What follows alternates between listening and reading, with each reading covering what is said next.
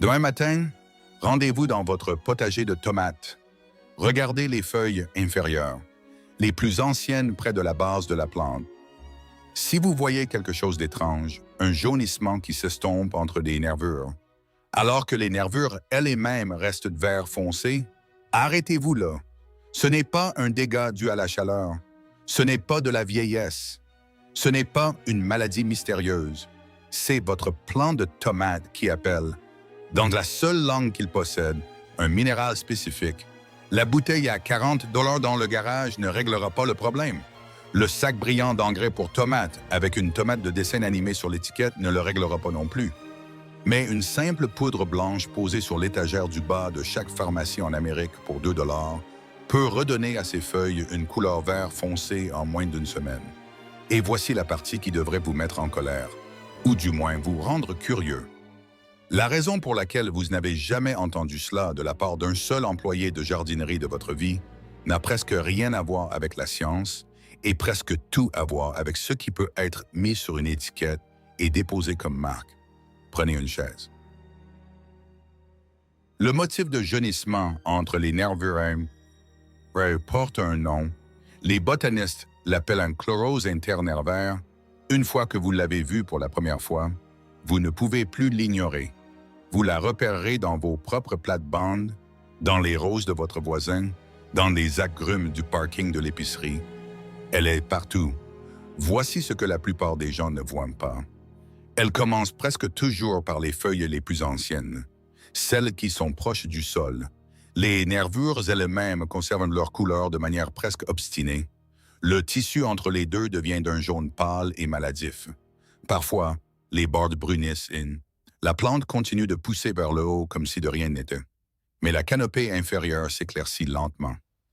Les tomates sont plus petites, les poivrons donnent moins de fruits, les rosiers produisent des tiges plus fines et moins de fleurs. Au moment où les feuilles du haut commencent à jaunir elles aussi, toute votre saison est déjà compromise. Le Dr. Neil Madsen de l'Université Cornell l'explique aussi clairement que possible. Si les feuilles les plus anciennes jaunissent entre les nervures alors que les nervures restent vertes, la plante manque de magnésium. Si toutes les feuilles jaunissent en même temps, de haut en bas, la plante manque de soufre. Quoi qu'il en soit, le nutriment manquant ne fait pas partie du célèbre trio dont tout le monde parle. Ni l'azote, ni le phosphore, ni le potassium. Aucun des trois qui remplissent les sacs colorés alignés sur les murs des jardineries. La carence concerne deux minéraux discrets que presque aucun engrais commercial ne restitue en quantité significative. Et si vous jardinez sur la même parcelle depuis 10, 20 ou 30 ans, cela vous concerne plus que quiconque. Pensez à ce qui s'est réellement passé dans votre sol au cours de ces décennies. Des tomates qui sortent chaque mois d'août, des poivrons chaque mois de septembre, du compost quand vous avez le temps, le même engrais liquide bleu quand la bouteille est en promotion. Année après année, le magnésium et le soufre quittent le sol à chaque récolte que vous retirez, tandis que l'engrais en sac continue de ne verser que les trois mêmes macronutriments. À un moment donné, le calcul ne fonctionne plus. Votre sol finit par être riche en azote, phosphore et potassium, et presque en faillite pour les deux minéraux qui font réellement tourner le moteur. Vos plantes ne meurent pas. Elles cessent simplement d'être aussi performantes qu'avant. Et vous restez là à vous gratter la tête en vous demandant ce qui a bien pu arriver au magnifique jardin que vous aviez il y a 10 ans. Le fait est que personne ne vous le dit. On vous vend à la place une bouteille plus chère du mauvais produit. Laissez-moi vous montrer la pièce manquante. L'histoire commence lors d'une sécheresse il y a 400 ans. Et elle a l'une des origines les plus étranges de tous les secrets de jardinage que vous ayez jamais entendus. L'été 1618 fut brutal dans le sud de l'Angleterre. Le Surrey, le comté juste au sud-ouest de Londres, était resté des semaines sans véritable pluie. Les pâturages se fissuraient, les ruisseaux se réduisaient à des filets d'eau, le bétail devenait maigre et irritable. Un fermier nommé Henry Wicker menait son troupeau à travers un champ communal à l'extérieur de la petite ville de marché d'Epsom lorsqu'il remarqua quelque chose qu'il ne pouvait expliquer. Il y avait une petite source naturelle qui coulait encore au milieu du champ sec, et son bétail, mourant à moitié de soif, refusait obstinément d'y boire. Curieux. Wicker se pencha et goûta l'eau lui-même. Âcre, amère, presque médicinale. Il comprit pourquoi les vaches ne voulaient rien avoir à faire avec elle. Mais ce n'est pas ce qui l'arrêta net. La chose vraiment étrange était l'herbe. Partout d'ailleurs dans ce champ, le sol était brun et cassant. Mais à quelques pieds de cette source amère, au milieu de la pire sécheresse dont on puisse se souvenir, l'herbe était épaisse, d'un vert profond et se tenait bien droite. Wicker fit ce que tout fermier sensé de son époque aurait fait. Il apporta l'eau à l'apothicaire local, qui la fit bouillir jusqu'à ce que de petits cristaux blancs se déposent au fond de la casserole. La substance s'avéra être un sel de 2 minéraux, le magnésium et le soufre. La ville lui donna son nom. Le sel d'Epsom entra dans l'histoire. En une génération, les fermiers de Surrey et du Kent dissolvaient les cristaux dans l'eau des puits et les appliquaient sur leurs champs de blé et d'orge avant de planter. Les rapports transmis le long des chemins de campagne étaient d'une constance frappante. Les graines levaient plus vite, les racines s'enfonçaient plus profondément, les feuilles devenaient plus foncées, les rendements grimpaient. Ce savoir voyagea de bouche à oreille à travers des générations de petits exploitants anglais, traversa l'Atlantique avec les colons, trouva son chemin dans les potagers américains à la fin des années 1700 et devint un élément discret du jardinage rural pendant les 200 années suivantes. Mais personne ne pouvait expliquer pourquoi cela fonctionnait réellement. Les chimistes de 1618 n'avaient tout simplement pas les outils nécessaires. Il faudrait encore 3 siècles et un brillant chimiste travaillant dans un laboratoire à Berlin à la veille de la Première Guerre mondiale pour enfin percer le secret.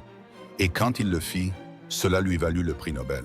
En 1817, 2 chimistes français nommés Joseph Pelletier et Joseph Caventou isolèrent le pigment vert qui donne sa couleur à chaque feuille. Ils le nommèrent chlorophylle, d'après les mots grecs signifiant vert et feuille. Pendant près de 90 ans après cela, personne ne put l'expliquer complètement de quoi la molécule était réellement faite. Puis, en 1906, une analyse chimique minutieuse révéla quelque chose que personne n'attendait. À l'intérieur de chaque molécule de chlorophylle se trouvait un seul atome de magnésium. La plupart des chimistes de l'époque pensaient qu'il s'agissait d'une erreur, d'une contamination provenant de la verrerie de laboratoire. Le magnésium n'avait rien à faire au cœur d'un pigment végétal vert. Les échantillons devaient être impurs. L'homme qui leur prouva qu'ils avaient tort était un chimiste allemand nommé Richard Willstätter, travaillant à l'Institut Kaiser Wilhelm. Grâce à des années de travail acharné, d'extraction, de purification, de recristallisation, Willstätter montra que le magnésium n'était pas du tout un contaminant. C'était la clé de voûte structurelle de la molécule de chlorophylle elle-même, maintenue en place par 4 atomes d'azote dans une géométrie précise, presque identique à la façon dont le fer se trouve à l'intérieur de l'hémoglobine humaine. En 1915, l'Académie royale des sciences de Suède lui décerna le prix Nobel de chimie pour cette découverte. Pensez à ce que cela signifie réellement pour votre jardin. Sans magnésium, la chlorophylle ne peut pas exister sous sa forme active. Sans chlorophylle active, la photosynthèse ne peut pas avoir lieu. Sans photosynthèse, la plante ne peut pas fabriquer de sucre sans sucre.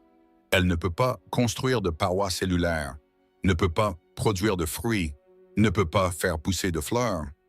Votre plante de tomate peut se noyer dans l'azote, nager dans le phosphore et être inondée de potassium, et pourtant dépérir lentement de bas en haut si son magnésium vient à manquer. Tout le moteur commence à avoir des ratés, et le soufre, ce deuxième minéral du sel d'Epsom, fait quelque chose de complètement différent, mais tout aussi important. Le soufre active les enzymes qui transforment l'azote en acides aminés, et les acides aminés sont les éléments de base de chaque protéine végétale. Imaginez des sacs de courses posés sur votre porche. L'azote, ce sont les courses. Le soufre est la clé de la porte d'entrée. Sans soufre, les courses restent là. La plante ne peut pas les utiliser. Ainsi, cette source amère à Epsom il y a 400 ans ne délivrait pas un vague tonique mystique. Elle délivrait sous forme minérale pure les 2 atomes exacts dont une plante verte a besoin pour faire tourner son moteur. Henry Wicker ne savait rien de tout cela en 1618. Les vaches ne le savaient pas non plus. L'herbe est simplement devenue vert foncé, et s'est tenue droite au milieu de la sécheresse parce que les 2 minéraux dont elle avait été privée étaient enfin, soudainement, disponibles. Une fois que vous avez compris cela, vous comprenez pourquoi un sac de sel d'Epsom à 2 peut faire ce qu'une bouteille d'engrais de marque à 40 ne peut pas faire. L'engrais de marque donne à la plante plus de ce qu'elle a déjà. Le sel d'Epsom lui donne ce qui lui manquait réellement. Tout ce que vous allez entendre, les dosages exacts pour les tomates, les poivrons, les roses, les agrumes et les azalées, le programme de 3 applications pour le début de la saison de croissance, la fiche d'aide pour l'analyse du sol qui vous indique si votre jardin en a réellement besoin, et le calendrier mensuel imprimable que vous pouvez coller sur le réfrigérateur. Tout cela a été rassemblé dans un plan détaillé en format PDF, gratuit, pas d'inscription par email, pas de piège. Si vous regardez le coin inférieur droit de l'écran en ce moment, vous verrez un code QR. Ouvrez simplement l'application appareil photo de votre téléphone. Pointez-la vers le code et appuyez sur le lien qui s'affiche. Le PDF se téléchargera directement sur votre téléphone ou votre tablette. Prêt à être imprimé quand vous le souhaitez, imprimez-le, emportez-le au jardin avec vous, scotchez-le à l'intérieur de la porte de l'abri de jardin. De cette façon, vous n'aurez pas à vous souvenir de tout ce qui est dit dans cette vidéo. Maintenant, retournons au jardin car la partie suivante est celle où cela devient pratique. Prenez votre temps avec cette section car la différence entre le sel d'Epsom qui transforme un jardin et le sel d'Epsom qui ne fait rien tiennent à quelques petits détails que la plupart des gens font mal. Premièrement, où l'acheter? Évitez complètement la jardinerie. Entrez dans n'importe quelle pharmacie ou épicerie et cherchez un simple sac de 10 livres étiqueté sulfate de magnésium de qualité, USP. Vérifiez la liste des ingrédients. Il doit être indiqué sulfate de magnésium et absolument rien d'autre. Pas de lavande, pas d'eucalyptus, pas de parfum apaisant. Ces additifs sont parfaits pour un bain de pied, mais brûleront les tissus végétaux. Un sac ordinaire de 10 livres coûte environ 8 $ et durera toute une saison de croissance pour la plupart des jardins familiaux. Il y a 2 façons de l'appliquer. Les 2 fonctionnent. Elles fonctionnent mieux lorsqu'elles sont utilisées ensemble. La première est la pulvérisation foliaire. C'est celle qui agit rapidement. Dissolvez une cuillère à café rase de sel d'Epsom dans un gallon, environ 3,8 litres, d'eau à température ambiante. Remuez jusqu'à ce que l'eau soit claire et que vous ne voyez plus de cristaux au fond. Versez-la dans un flacon pulvérisateur propre ou un pulvérisateur à pression manuelle. C'est ici que le moment choisi est important. Pulvérisez tôt le matin avant que le soleil ne soit haut ou à la fraîcheur du soir après le coucher du soleil. Jamais sous le soleil de midi. Les feuilles mouillées sous le soleil direct brûleront.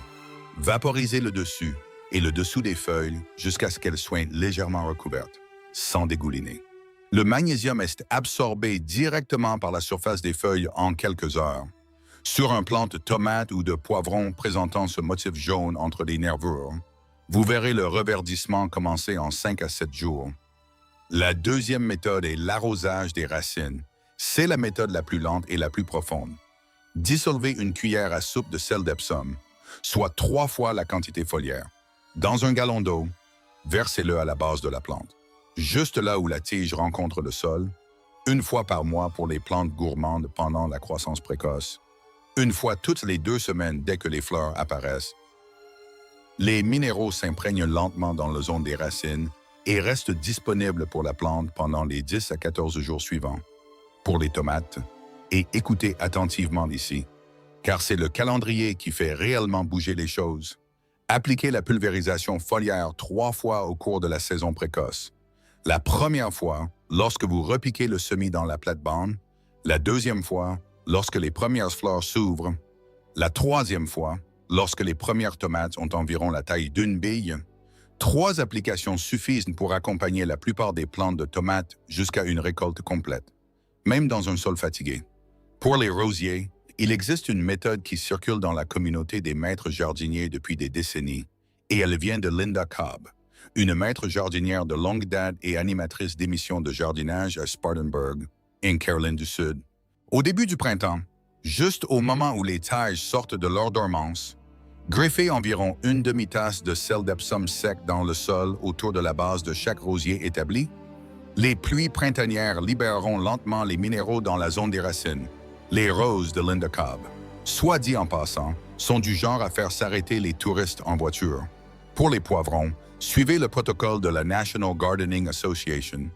Une cuillère à soupe par gallon en pulvérisation foliaire à la première floraison, puis une deuxième application 10 jours plus tard. C'est tout. Des pulvérisations plus fréquentes ne produisent pas de poivrons plus gros. Les études sont claires à ce sujet. Il y a un plafond.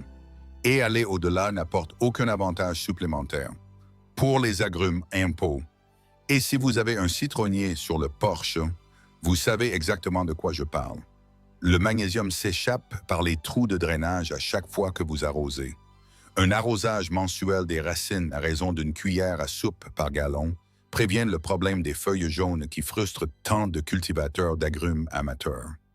Une dernière règle qui compte plus que toutes les autres, 2 cuillères à café dans un gallon ne fonctionnent pas 2 fois mieux qu'une seule. Un excès de magnésium commence à bloquer l'absorption du calcium et d'autres nutriments par la plante. Vous commencez à résoudre un problème et vous en créez 2 nouveaux. Respectez les doses ci-dessus. C'est ce sur quoi 400 ans d'utilisation pratique et un siècle de travail en laboratoire se sont mis d'accord. Il y a 3 choses qui circulent sur Internet à propos du sel d'Epsom qui sont totalement fausses. Et si vous agissez en conséquence, vous ferez du mal à votre jardin au lieu de l'aider. Premièrement, et celle-ci est partout, le sel d'Epsom ne guérit pas la nécrose apicale, le cul noir des tomates. Vous connaissez le problème. Le bas de la tomate devient sombre et s'enfonce, ruinant ce qui aurait été un fruit magnifique. La moitié des forums de jardinage sur Internet vous diront de prendre du sel d'Epsom. Ils ont tort. La nécrose apicale est causée par une carence en calcium, pas en magnésium. Et voici la partie cruelle. Parce que le magnésium et le calcium sont en compétition pour les mêmes voies d'absorption dans les racines de la plante. Ajouter plus de magnésium à une plante carencée en calcium aggrave en fait la pourriture. Au lieu de l'améliorer, si vous voyez une nécrose apicale, la réponse est un arrosage régulier et une source de calcium. Des coquilles d'œufs écrasées incorporées au sol, du gypse ou de la farine d'os. Pas de sel d'Epsom. Jamais de sel d'Epsom. Deuxièmement, le sel d'Epsom n'accélère pas la germination des graines. Les graines saines possèdent leur propre réserve minérale interne. Elles germent avec rien d'autre que de l'eau et de la chaleur. Faire tremper les graines dans une solution de sel d'Epsom n'aide pas. Et à des doses concentrées, cela ralentit en fait la germination en retirant l'eau de l'enveloppe de la graine. Troisièmement, et c'est difficile à dire, si votre sol contient déjà suffisamment de magnésium et de soufre, le sel d'Epsom n'aura aucun effet mesurable sur votre jardin. Des études menées à l'Université d'Auburn et au Delaware Valley College l'ont clairement démontré. Le Dr Linda Chalker Scott de l'Université de l'État de Washington le souligne depuis des années. Le sel d'Epsom corrige une carence là où il n'y a pas de carence, il n'y a rien à corriger.